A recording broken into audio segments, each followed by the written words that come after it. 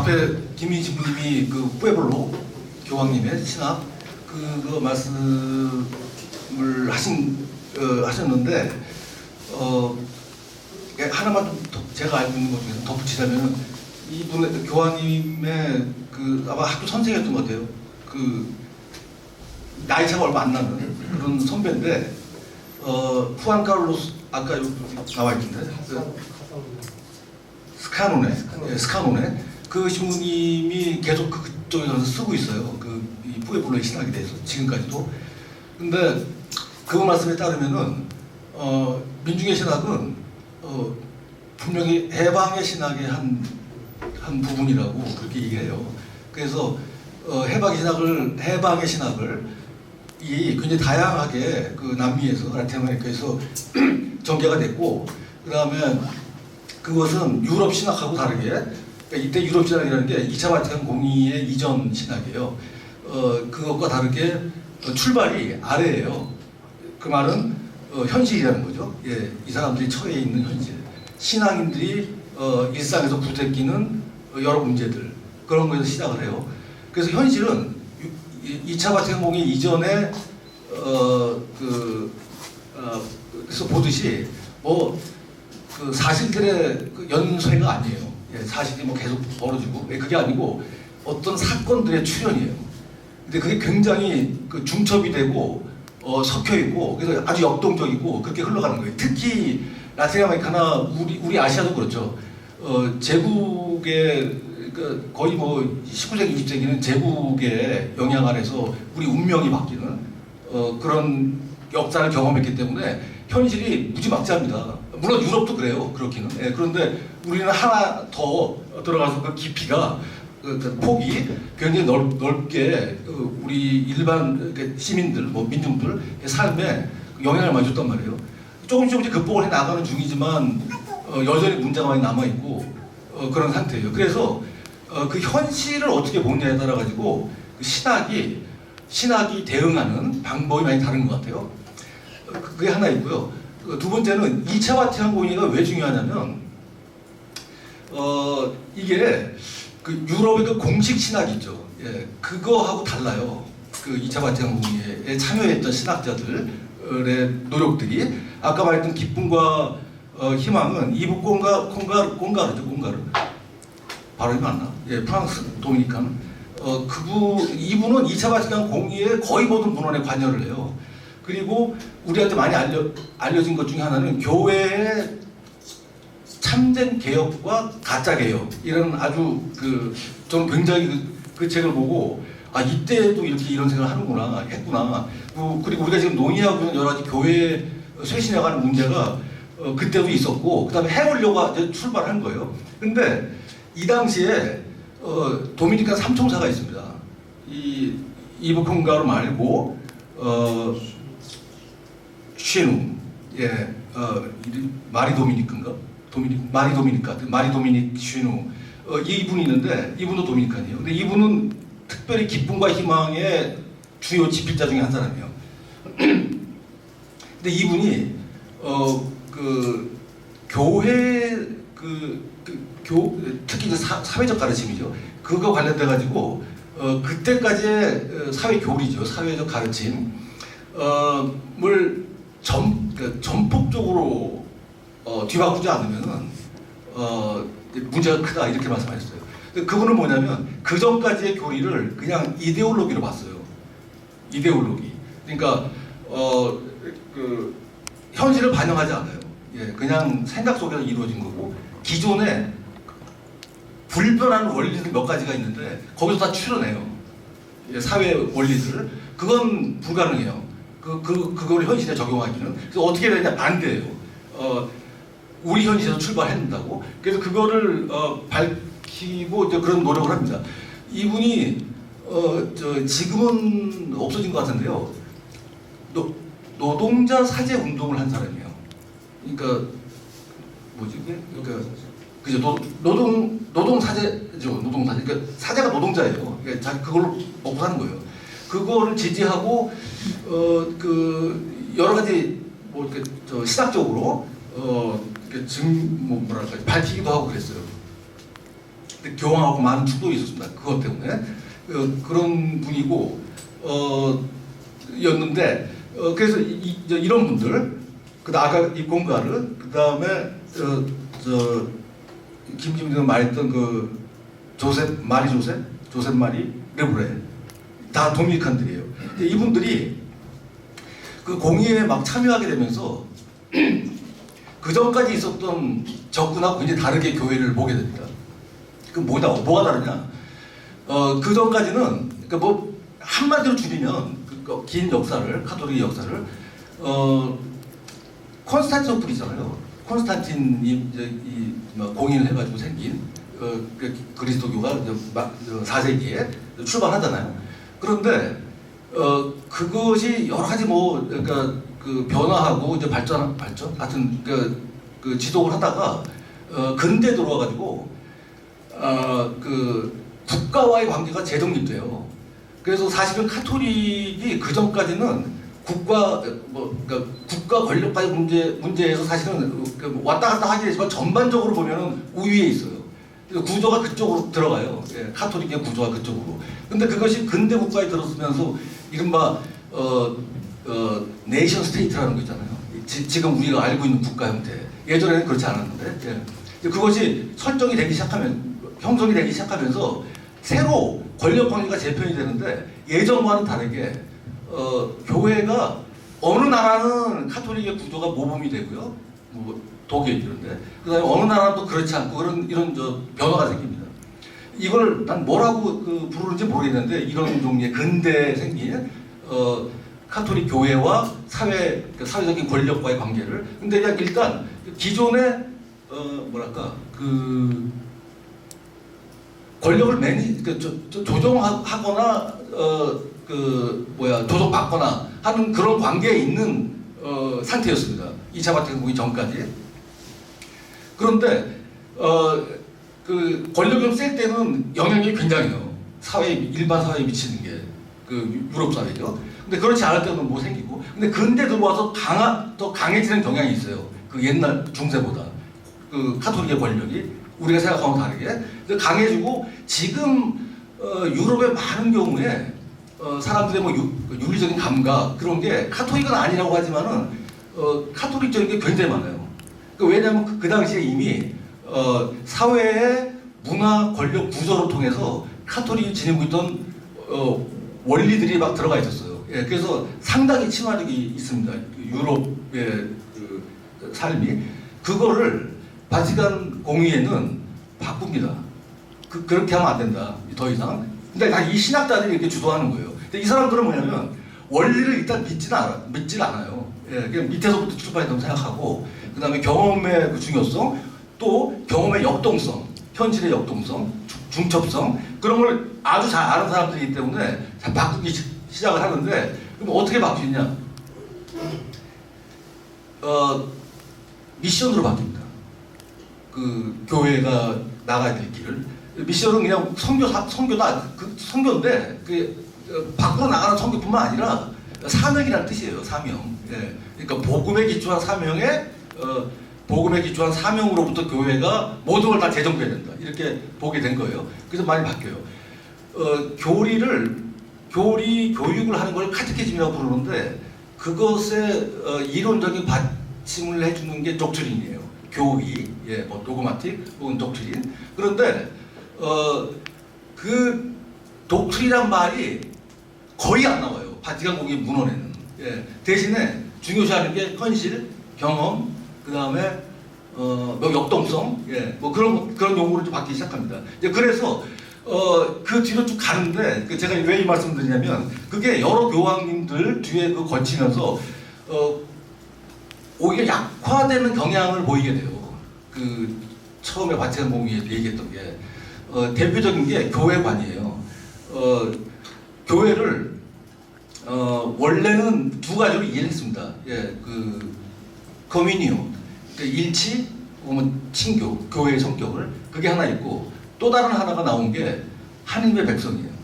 하느님의 백성, 교회가 하느님의 백성이에요. 그런데 이게 충돌한다기보다도 강조점의 차이가 있는데 어느 걸 강조하는 경향이 바티칸 공의회는 한 백성이었는데 커미니언 쪽으로 계속 바뀌어요. 특히 강화됐던 게 두 분 교황, 요한 바울 2세하고 그 베네딕토 교황 계실 때 아주 완전히 바뀌게 됩니다. 이거를 복원한 사람이 프란치스코 교황이에요. 그래서 특별히 의미가 있습니다. 그러니까 제 생각에는 한 적어도 4번 뒤로 4분의 교황 중에서 가장 바티칸 공의회에 가깝게 가 있는 사람이 프란치스코 교황이에요. 그래서 이분이 지금 말씀하시는 게 저는 이제 이렇게 봤습니다. 자기가 태어나서 뭐 이태리 사람이긴 하지만은 하여튼 태어나서 경험한 여러 가지 라틴 아메리카가 가지고 있는 문제들, 그런 현실들을 민중의 신학이라는 이름으로 포섭을 하고, 그리고 그 민중의 신학을 사실은 뒷받침해줬던 신학이 사실은 유럽 신학이에요. 그 중에 많은 사람이 지금 교황님 문헌에도 보면 여러 신학자들이 나오는데 크게 신학자들이 두 부류예요. 거기 나오는 신학자들이 라틴 아메리카 신학자들이 있고, 또 하나가 2차 바티칸 공의회에 참여하거나 그 뒤에 나타났던 유럽의 신학자들인데, 유럽의 모든 신학자가 아니라 프랑스 중심으로 그때 변증법, 헤겔 변증법 사회책에서 배우시잖아요. 역사책에서. 그런 건 아닌데 그거에 문제의식을 갖고 있었어요. 예, 그래서 사회를 굉장히 보이는 거 말고 배면에 있는 구조로 접근하려고 하는 그런 입장이죠. 변증법 신학이 있거든요. 근데 그것에 영향을 많이 받아요. 예를 들어서 뭐 앙리 들르바, 그 다음에 영신 수련을 그렇게 해석한 사람이 있거든요. 가스통 페사르 이런 사람들 굉장히 많은 영향을 줍니다. 이 교황이 젊은 시절에. 근데 그 중에 이 사람들 모두의 선조격인 분이 있는데 그분이 로마노 과르딘이에요. 근데 이분은 그러니까 이태리 출신의 독일 신학자입니다. 이름이 이제 과르딘이니까 이태리에서 태어나서 이민 와요. 독일로 부모가 한 살 때인가 뭐 몇 살 때, 그러니까 알지도 못해 이태리 말을. 예, 그냥 태어나자마자 왔기 때문에. 그래서 이분이 이제 독일에서 계속 가르치고 했었던 분인데 베네딕토 16세 교황은 배웠다고 그런 것 같아요. 이분한테, 과르디니한테. 그런데 프란치스코 교황은 박사 논문을 썼어요. 이분에 대해서. 박사 논문을 썼는데 마치지는 못했어요. 제가 뭐 누구 얘기 들어보니까 그러니까 갖고 있던 원고를 어떤 신학자한테 줬다고 하던데, 그래서 뭘 어떻게 될지 모르겠는데, 그래서 쓰지는 미완인데 영향을 굉장히 많이 받아요. 과르디니한테. 예. 그런데 이 과르디니가 지금 우리나라 번역이 몇 개 돼 있습니다. 예. 근데 책을 뭐 어마어마하게 써가지고 썼다 하고 막 500페이지, 100페이지 뭐 이렇게 돼요. 그래서 그런 건 번역을 하기 어렵잖아요. 그런 건 안 나와 있고 영성에 관련돼 갖고 전례에 관련돼 가지고 그런 게 나와 있더라고요. 한국어 번역으로는.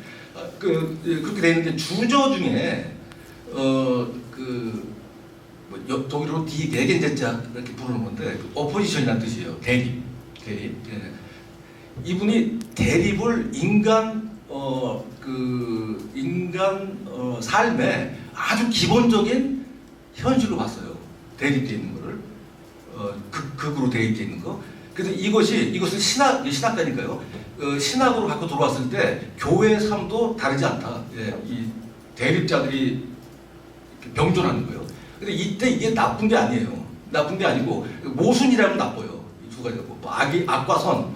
뭐 분명하잖아요. 예, 배제해야 될 게 있고 증진해야 될 게 있고. 근데 이게 그게 아니라 이런 겁니다. 공동체, 개인. 이거는 양극이에요. 예. 그런데 있는 거잖아요. 현실 안에서.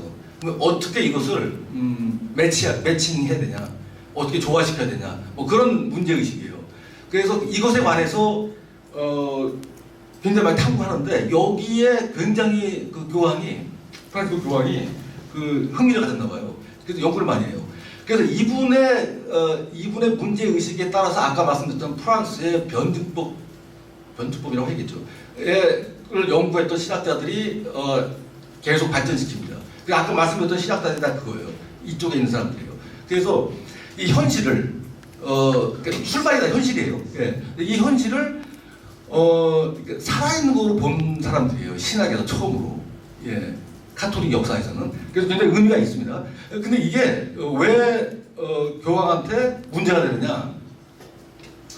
그 만남을 제가 했잖아요. 근데 이렇게 그 문헌에서 이렇게 교황 문헌에서 만남은 저 영어 번역으로 보면 인카운터 그렇게 돼 있어요. 인카운터.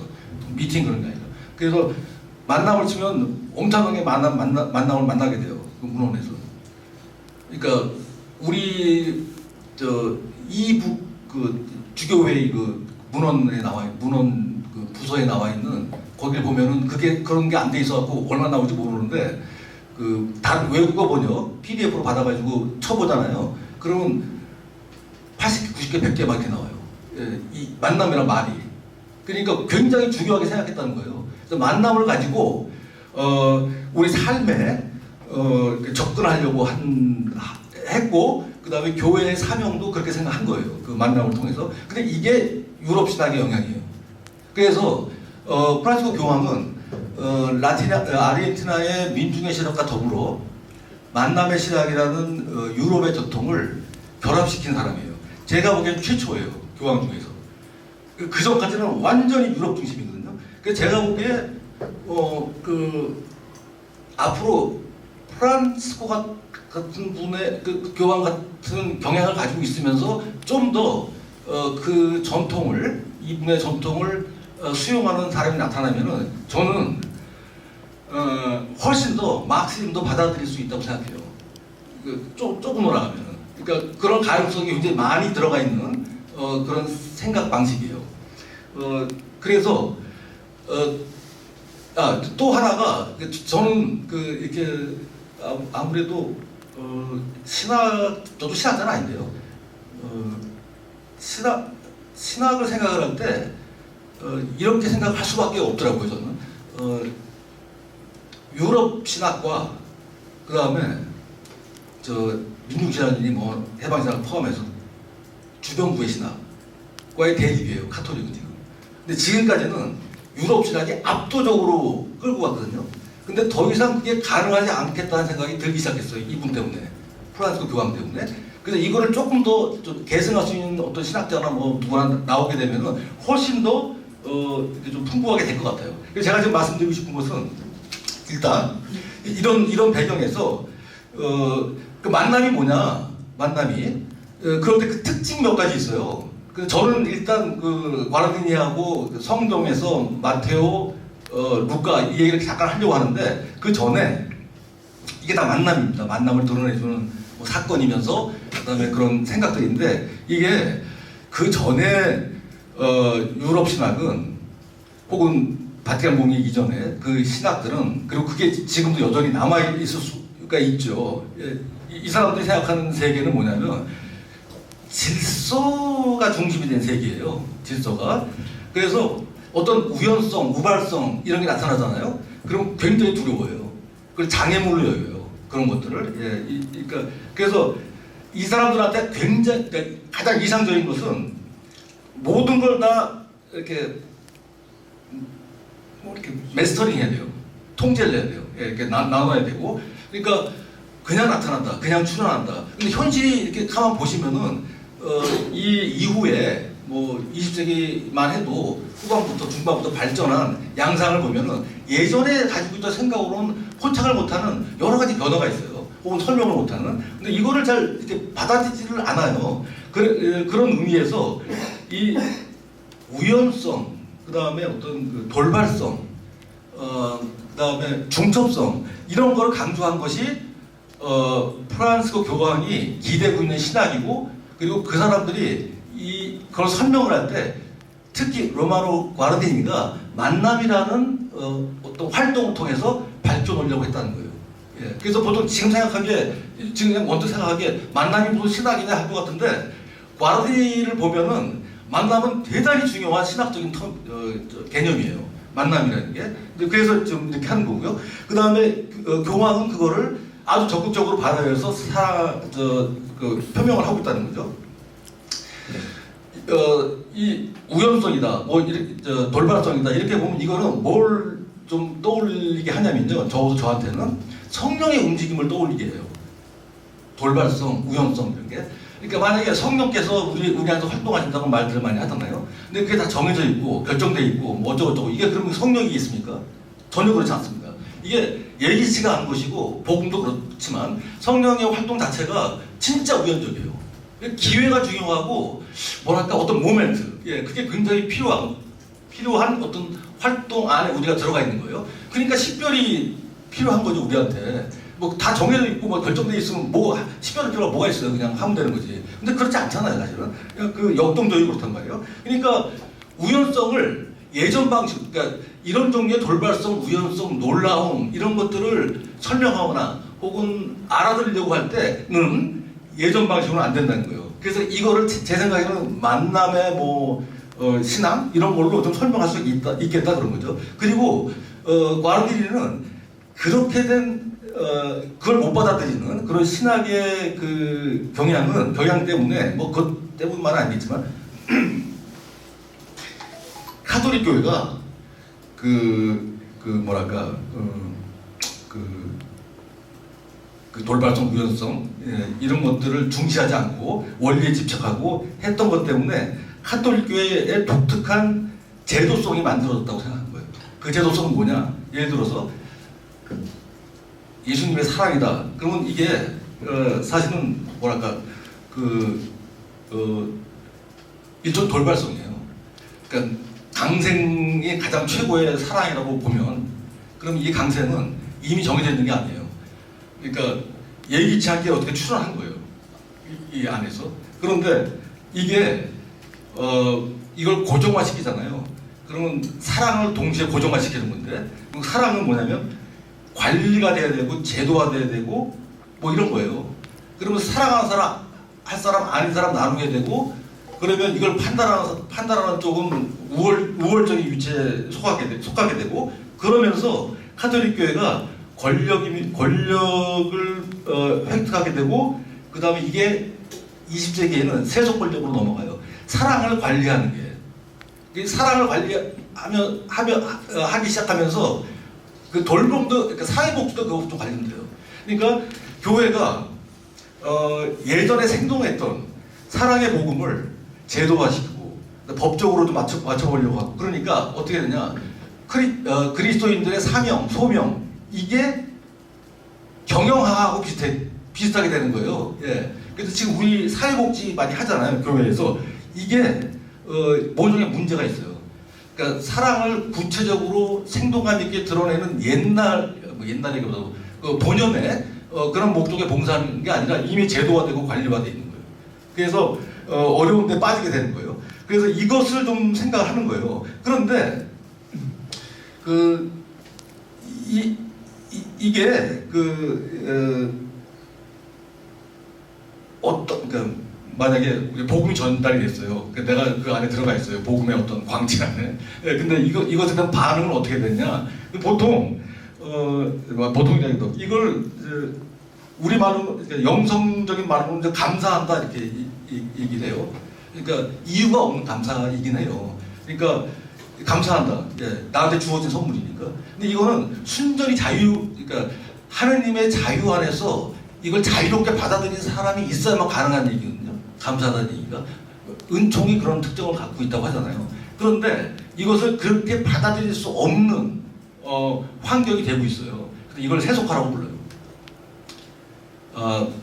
사랑을 감사하면서 받아들일 수 없는 환경이 된 상태. 예. 그러니까 이걸 복원해야 돼요. 그러니까 그러면은 아주 구체적으로 사람을 만나야 되고 어떤 사건을 만나야 되고 또 그 사건 안에서 생길 수 있는 어떤 예기치 않은 걸 감당을 해야 되고 그걸 또 우리 생활로 다시 번역해서 갖고 들어와야 되고 그런 겁니다. 그래서 제가 보기에는 크게 봐서 만남은 누구를 구체적으로 만나는 거를 뿐만 아니라 보편성도 가지고 있는 그런 종류의 인간 활동으로 교황이 생각한다는 거예요. 그래서 그 특징을 제가 세 가지 예에서 가져오려고 한 거예요. 초월이 있다고 하는데요. 그 교황은 초월이요. 인간의 지각이나 감각을 넘어서 가지고 어디 저쪽에 있는 뭐 그런 걸 말하는 게 아니에요. 여기서 초월은 자신 바깥으로 나가는 게, 자신 바깥으로 나가는 거예요. 트랜스. 예, 그걸 초월이라고 불러요. 초월이 돼서 나가는 지점이 두 가지예요. 하느님, 이웃. 예, 교황이 이렇게 있긴 해요. 그래서 자신을 넘어설 수 있는 초월을 가리켜서 만남이라고 불러요. 예, 하느님을 만나고 그 이웃을 만나는 거예요. 근데 그걸 좀 해볼게요. 이건 제가 이 교황의 말씀 중에 이 만남을 가장 잘 요약해 놓은 것 같아요. 이게 무슨 편지인데? 예, 2013년에. 그리고 지금 우리가 보는 교황의 여러 가지 그 입장들이나 생각들, 주장들 이런 것들은요, 이게 2013년이니까 즉위한 지 얼마 안 된 때거든요. 근데 이때부터 계속 이렇게 나와요. 그러니까 그냥 순식간에 생긴 게 아니에요. 이게 굉장히 오래전 거예요. 예, 오래전부터 생각하고 그렇게 활동을 해왔던 거예요. 제가 읽어보겠습니다. 교황님 말씀이에요. 스스로에게 다음 질문을 해보십시오. 우리 집안에 모시고 있는 예수께서, 내 안에 모시고 있는 예수예요. 여기서는 얼마나 자주 바깥으로 나가는 문을 두드리면서 나가려고 애를 쓰고 계시는가를 물어보라고 하는 거예요. 그러니까 일단 우리 상황을 우리가 붙잡고 있다는 걸 보고 있는 거죠. 밖으로 나가지 못하고 예수를 붙잡고 있는 거예요. 왜 예수님을 보내드리지 못하는가? 그것은 이유는 내 안전이 더 필요하고, 나 자신의 안전이. 그 다음에 우리가 하느님의 자유로운 자녀가 아니라 노예로 종속시키는 사회 구조가 있습니다. 피상적 구조라고 부르더라고요. 거기에 갇혀있기 때문에 그래요. 그래서 일단 거기서 발걸음을 내딛는 것에서부터 이 초월의 만남이죠. 만남을 준비하는 것이 중요하다. 자기가 타인과의 만남이란 말을 너무나 중요하게 생각한대요. 타자와의 만남. 그러니까 일단 초월이라는 말을 쓰면은 나하고 타자가 이렇게 대립이 됩니다. 그렇죠? 예. 그러니까 나에서 타자로 넘어가야 돼요. 그걸 초월이라고 불러요. 이분은 유럽 철학에서, 유럽 관념론 철학에서 말하는 초월이 아니에요. 예, 여기는 이게 중요합니다. 왜 그럴까? 신앙은 예수를 만나는 것이고, 그래서 만났으면 예수께서 하시는 일, 즉 타자를 만나는 일을 해야 되기 때문에 그렇다, 이렇게 요약을 합니다. 전 이게 그냥 이분 입장인 것 같아요. 예, 지금 처음부터 끝까지. 그래서 만남의 원리를 그냥 가장 단순하게 말하면 내 바깥으로 나가는 거예요. 그게 만나는 거예요. 만난다고 뭐 나랑 친한 사람들하고 우아한 사람들하고 뭐 저녁 먹고 술 마시고 그런 게 아니에요. 예. 이따 보시면 알겠지만 만나러 나가는 곳은 이 세계인데, 이 세계 중에서도 가난한 사람들이 있는데요. 가난한 사람을 만나러 가는 거예요. 예. 그게 강생의 뜻이라고 또 얘기를 합니다. 일단 첫 번째, 과르디니하고 만남. 그래서 왜 이게 뭐 신학적으로 좀 정립을 했다고 볼 수 있는 거죠. 내가 참으로 누군가를 만났다 이렇게 주장하려면 거기에는 나의 전적인 자유, 타자에 대한 존경, 그리고 어떤 사회에 대한 올바른 관점, 그다음 상대방에 대한 존중도 있어야 되고, 또 그거 하려면 대화가 있어요. 다 필요해요. 예. 이것들의 근거가 뭐냐? 그래서 이것도 제가 과르디니 말을 좀 그냥 따오겠습니다. 제가 옛날에 신학교 다닐 때 이걸 한 학기 강의를 들은 적이 있어요. 수업을 한 적이 있는데 그때 너무 재밌어가지고 막 이렇게 해놨거든요. 그 요약 뭐 이런 공부하면서. 그 제가 이거 준비하면서 이걸 다시 읽으려니까 끔찍하더라고. 그래서 이걸 찾자 이렇게 된 거예요. 그래갖고 제가 동생 집에 맡겨놓은 그 뭐 박스가 많은데 거기 들어가서 막 하도 찾은 것 같아. 이걸 뭐 떠나지도 않아갖고 잘 뭐가 뭔지. 근데 그 문제가 뭐냐면 그게 프로피 디스크예요. 아, 그래가지고 이게 어떡하냐 그래가지고 그걸 또 막 저기 뭐죠 사다가 해서 간신히 복원했어요. 복원했는데 너무 많아가지고 제가 거기 해놓고 보니까 했는데 옛날 생각이 나더라고요. 아, 내가 이 과르디니한테 이렇게 빠져가고 했던 때가 있구나. 근데 왜 내가 그걸 사용을 안 했지 지금까지? 하여튼 일부예요. 근데 일부 그 과르디니에. 하여튼 자유는 나 자신뿐만 아니라 타자와의 관계 안에서 드러난다. 보통 자유는 내가 선택할 수 있는 자유 뭐 이렇게 보잖아요. 뭐 양자택일을 해야 된다 이거 내가 하는 거잖아요. 근데 이 사람은 그렇게 안 봐요. 다른 이의 관계에서만 실현될 수 있는 인간의 가능성이 자유예요. 예. 내가 타자와 올바른 관계에 있으면 그때 일치의 자유를 경험을 해요. 인간은 타자와의 만남을 위해 창조됐어요. 사람과의 만남을 위해서. 그러니까 원래 그렇게 된 거예요. 기분. 예. 그러니까 현실이 이렇게 주어진 것처럼 우리도 이렇게 주어진 거예요. 어떻게 할 수가 없어요.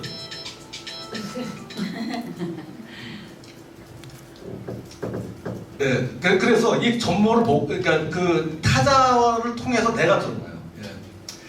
근데 여기 아주 유명한 말이 있습니다. 바로 네 번째. 따라서 타자라는 존재의 빛과 접촉할 때 그 빛의 광채가 나에게 상처라고 했는데요. 그러니까 wounded예요. 나한테 흔적을 남겨요. 상처의 흔적. 번역이 좀 이상하긴 한데요. 어쩔 수가 없어요. 잘 못하겠더라고요. 내가 타자를 만나잖아요. 그럼 그 타자가 주는 뭐 그 자체의 성격, 예, 그 가치, 가지고 있는 여러 가지, 그러니까 아주 그 세세하게 나한테 올 거예요. 예. 근데 그 접촉이 나한테 큰 흔적을 남긴다는 거예요. 이게 만남이에요. 이분이 생각하기에. 그래서 제가 이걸 그때 보고 사람을 이렇게 만나고 본다는 게 얼마나 위대한 일인지를 이렇게 좀 새삼 생각을 하게 됐어요. 대충 만나고 흩어지고 뭐 이러잖아요. 근데 뭐 지금도 그렇습니다. 예, 근데 그때 제가 불현도 이거보다 중요한 일이 없다. 어느 한 사람을 만나는 게. 그런데 더 나가서 어느 한 사람이 누구냐면 어느 한 사람이어야 되냐면은 나를 넘어가야 되기 때문에 가난한 사람들이에요. 일단 이 신학에서. 그리고 만약에 그게 예수 안에서 함께 살고 있는 공동체의 일원이라면은 가난한 사람을 만나야 되는 거예요. 근데 그게 뭐 만들어져 이렇게 막 애써서 그런 게 아니에요. 원래 그렇게 돼 있는 거예요, 인간이. 그렇게 주장을 하시는 겁니다. 그래서 예를 좀 들면 이 만남이 어떤 종류 만남이냐. 애금이 있죠. 체리티. 내가 누굴 돕고 싶은 마음이 있어요. 그래서 가서 이제 뭘 하잖아요. 예, 도와줘야 돼. 여러 가지 도움이 필요한 사람이 있죠. 근데 여기서는 이렇습니다. 만약에 그 필요한 사람한테 가서 그 사람의 눈을 보고 손을 만지고 말을 주고받고 따뜻한 몸짓을 하고 그러지 않잖아요. 그건 만남이 아니에요. 그 애금은. 그렇게 봅니다. 교황이. 콧한 거 보면 동전 몇 집 던져주고 실제로는 몸하고 접촉하지 않으면 아무도 만난 게 아니에요. 이게 저는 교황의 기본 입장이라고 생각합니다. 그리고 이게 90년대 교황이 피정을 여러 번 줬을 때 그 모아놓은 책이 있는데 희망 안에서의 성찰이라는 책이 있나 봐요. 근데 저는 스페인말을 몰라가지고 읽을 수가 없고 이걸 단편적으로 영어로 번역한 것들이 있는데 이제 거기서 제가 뽑아온 거예요. 그 영신수령 강좌를 했어요. 기도와 우리 몸이라는 강좌에서 뭐라고 하냐면 고통받는 인간의 몸에 가깝게 다가간다는 것은 마음을 열고 애타게 상처를 만지며 그 사람을 등에 업는 것이다. 이게 그 착한 사마리아 사람 얘기를 하면서 하신 거거든요. 그러니까 뭐랄까 애타야 되고요. 그 다음에 마음을 열어야 되고 당연히 그 다음에 등에 업어야 돼요. 예. 마음 움직여서 그렇게 하는 거. 그게 만나는 거라고 보고 있는 거죠. 기도도 마찬가지입니다. 기도도 이게 보통 어디 처박혀가지고 뭐 침묵하고 하면 뭐 그것도 기도죠. 기도는. 예. 근데 접촉이 없잖아요. 교황은 그 기도 아니라고 생각합니다. 접촉이 없으면 기도는 우리 육신의 중추를 건드리는 것이다. 기도는 우리 마음으로 움직이는 것이다. 그러니까 굉장히 물리적이에요. 기도한다는 게. 그래서 우리도 뭐 이렇게 좀 저도 이걸 읽으면서 기도도 좀 바꿔야겠다. 예, 그냥 제 생각에 그런 생각이 마음이 들었습니다. 그래서 지금 10분도 안 남았기 때문에 그냥 그 다음에 마테오의 만남. 이게 왜 제가 썼냐면요. 그 주교 서임제 때 뭐 모토를 만들잖아요. 근데 그때 이분이 자비로이 부르시니라는 뭐 마테오복음의 몇 장이야? 거기에 그걸 따왔대요. 근데 그걸 왜 따왔냐면 자기가 정말 죄인이라는 걸 알게 됐대요. 예, 정말인 것 같아요. 저는 제가 아직 죄인인지 몰라가지고 이걸 잘 접수가 안 되는데 이분은 그런 것 같아요. 진짜 죄인인 줄 알았대요, 자기가. 그래서 왜냐하면 죄임을 아니까 그렇게 자비로움도 경험을 할 수 있는 것이죠. 미세란드 아드퀘이 엘리젠도 이 라틴 말로 번역한 거예요. 근데 이게 베다 성인의 강론에서 나왔다고 어디 뭐 인터뷰에 나와 있어요. 근데 이게 재밌는 말입니다. 이 두 개가 미세란도 이게 동명사예요. 두 개다. 한국어에는 동명사가 없으니까 뭔지 모르는데 유럽어나 뭐 같은 그 서양 언어에는 동명사가 발달돼 있잖아요.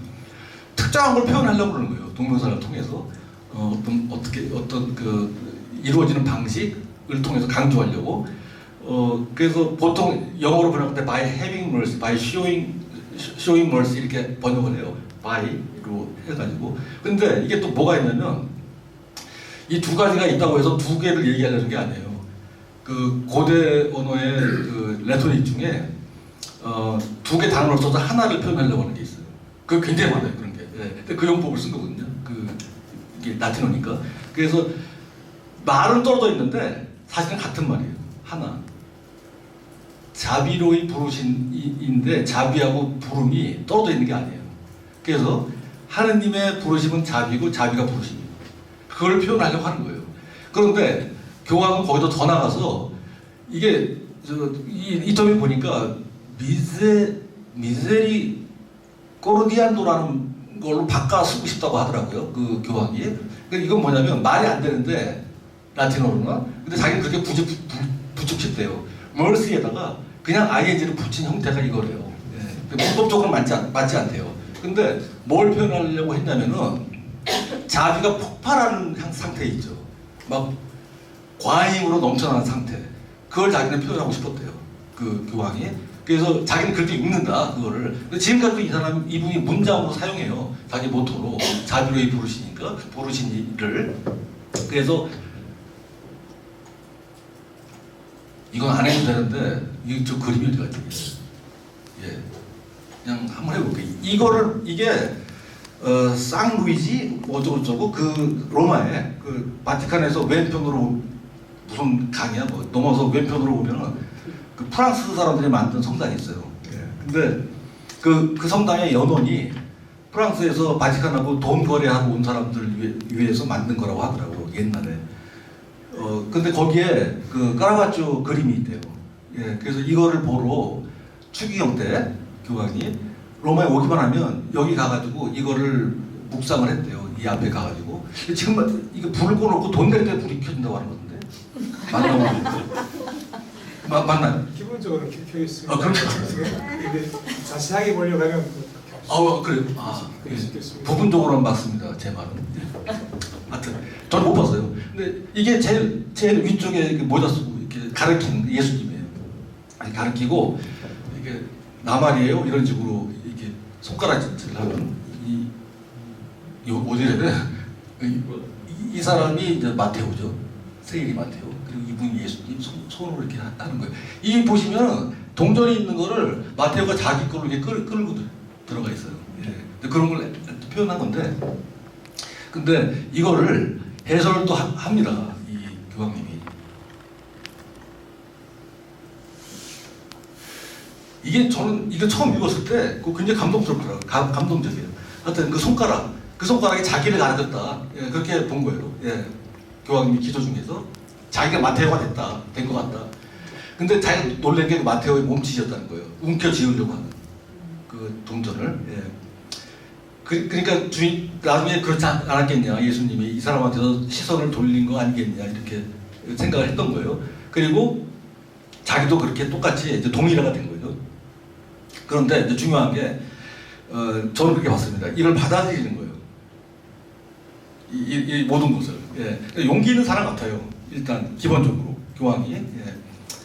이런 그 어떤 결핍, 이런 장애, 이런 부족함, 이걸 받아들일 수 있는 사람 같아요. 그래서 이제 그렇고요. 이걸 또 저거죠. 설명을 한 겁니다. 요것만 할게요.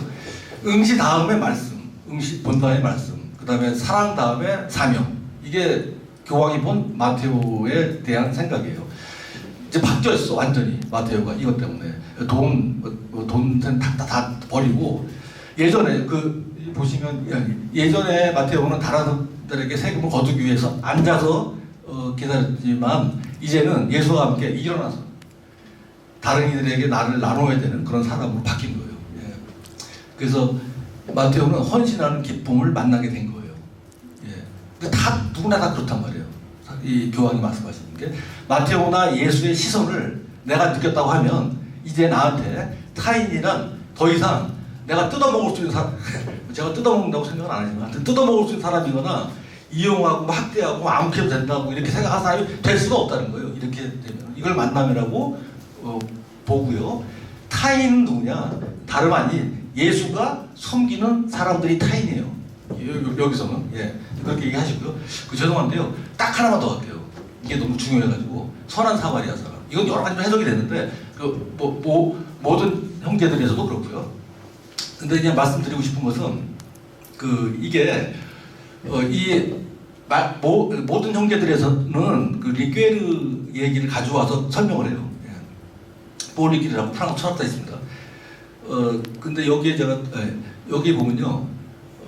보통 이거를 알레고리로 해석하잖아요. 예, 예수는 여관 주인이고 그다음에 얻어맞은 사람은 죄인이고 그다음 이렇게 알레고리로 그렇게 하면 안 돼요. 안 되고 왜냐하면 고정시키고 누가 이웃인지를 모르게 해요. 그다음에 그렇게 되면은 가장 중요하게 사랑의 행위를 규칙으로 환원하는 거예요. 예. 근데 그걸 굉장히 꺼려합니다. 그래서 보다 더 역동적으로 상상력을 사용해서 번역을 해야 되는데 여기 보면 이 리케르가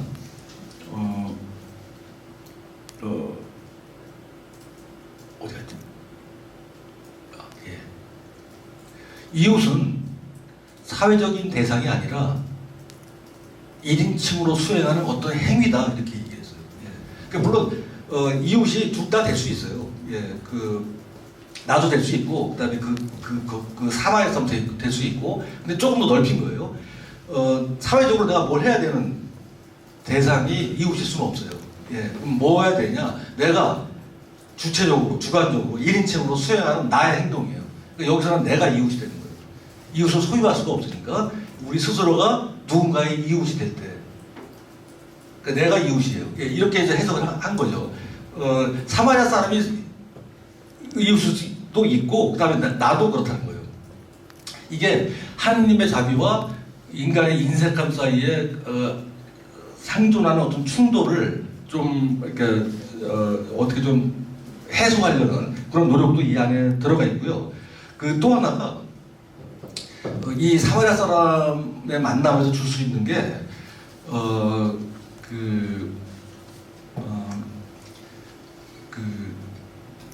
내가 누구를 만나는 건요. 이렇게 어떤 존재를 만나는 거잖아요. 존재 일반이 아니라 그러니까 어떤 독특한 한 개인이나 어떤 사태를 만나는 거예요. 둘도 없어요 이 세상에. 딱 그걸 만나는 거예요.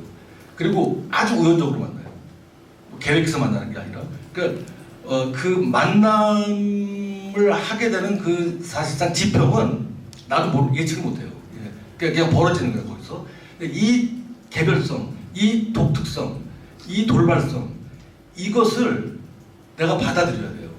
예, 그럴 때만이 내가 이웃을 만날 수 있는 가능성 이게 안에 생기는 거예요. 그러니까 사랑의 힘이 그렇다고 보는 거예요. 교황은 이런 식으로. 그러니까 어떤 규칙으로 정해놓거나 그 다음에 내가 의무로 접근해야 되는 거 이런 거 모두가 다 이분이 말한 만남하고 거리가 멀게 되는 거죠. 그래서 이 사마리아 사람 얘기를 통해서 만남의 성격을 한번 보여주고 하는 것입니다. 그래서 제가 그냥 두서없이 말하는 과르디니를 통해서 만나는 거, 마테오의 자비와 용서를 통해서 만나는 거, 또 루카복음의 그 독특한 개인성, 그다음에 돌발성, 우연성 이런 걸 통해서 만나는 거, 이 모두가 다 우리가 살아가는 삶의 어떤 한 측면을 새롭게 좀 보게 하는 그런 것이고 교황이 우리를 거기서 초대했다. 그래서 제 생각은 교회가 갈 수 있는 길은 그거를 선택하는 수밖에 없다.